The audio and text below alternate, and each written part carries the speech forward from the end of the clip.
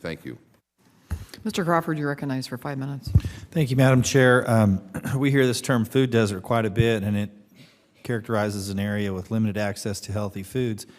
But I think there's a difference between urban and rural food deserts that probably we don't talk about very often. I represent a very rural district. According to USDA, an urban food desert is an area that's 1 mile or more from healthy food providers. But if you live in an area like I do in rural America, you may live 10 miles or more. And even more in remote areas, it's even worse than that, from your nearest grocery store or farmer's market.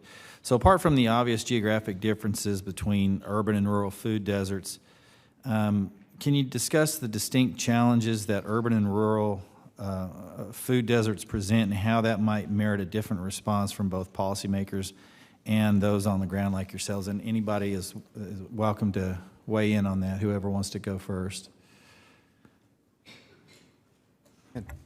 So just a couple of quick points. I do think Lexington is a population center surrounded by a really interesting mix of rural communities. And so often in Lexington, SNAP shoppers and just Lexington residents, there's a big disconnect between the food they purchase at the farmer's market or the grocery store and where that food is produced. So I think the Finney program for us allows us to bridge that gap and helps educate SNAP users by using farmers as that tool to educate them. My farm is 15 miles away. I grew this, I picked it this morning. Here's how you can prepare it. So I think farmers markets represent a really unique opportunity to get at that issue.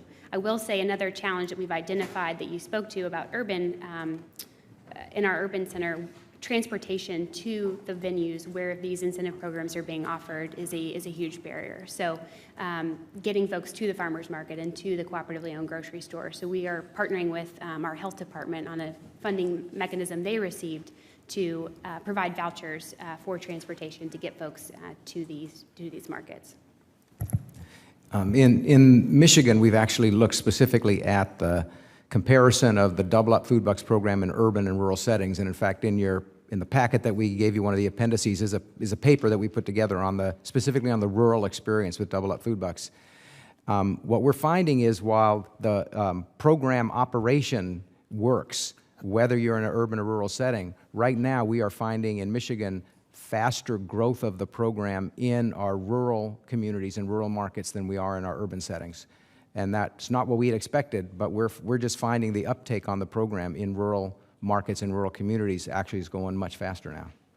That's encouraging, and I'll just say that I represent a big part of the Mississippi River Delta in East Arkansas, and the irony of food production there, I guess, is that it's one of the most productive regions in the world: rice, cotton, corn, wheat, soybeans, Milo, and so on, but very little production of anything else. Mm-hmm. And so farmers markets have been a little bit slow in response to the need there based on healthy food choices. Now, I'm a big advocate of rice, but the reality is, year-round,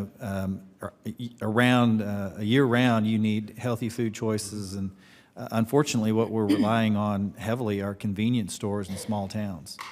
But talk about the need for incentives for healthy food choices, which has been addressed to some degree on the preventive measures, making good, healthy food choices versus the challenge of accessing that on a year-round basis, and particularly in, the ironically underserved rural areas where they can't get those kinds of food choices on a year-round basis. I was just going to comment, we suffer from that same irony, representing Crystal City, which is in Zavala County.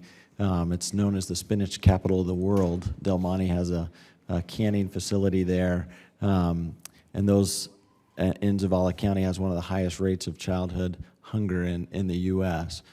So where food is grown, they lack access. So it's variety. There's that opportunity to provide that variety when transportation limitations are in place is a challenge, and totally agree with your comments around trying to create opportunities where people can get greater access. Thank you. I'll yield back, Madam. I'll just go ahead. I'll just underscore what the others have stated, that we see the same challenges in our rural communities. Again, in southeast Michigan, we've received a USDA grant for a Vegemobile that actually goes from spot to spot in the rural communities because of transportation, and to your point, the irony of living in a farmland and not having access to the fresh fruit that's being grown around you. So it is a challenge. The incentives are critically important, and the education that goes with these programs is really essential. People do learn how to prepare foods that they have been unfamiliar with because they didn't have access to them. They learn how to stretch the dollar, stretch the food, make different meals, and make it last. So it's very important. Thank you. Mr. Aguilar, you're recognized for 5 minutes. Thank you, Chair.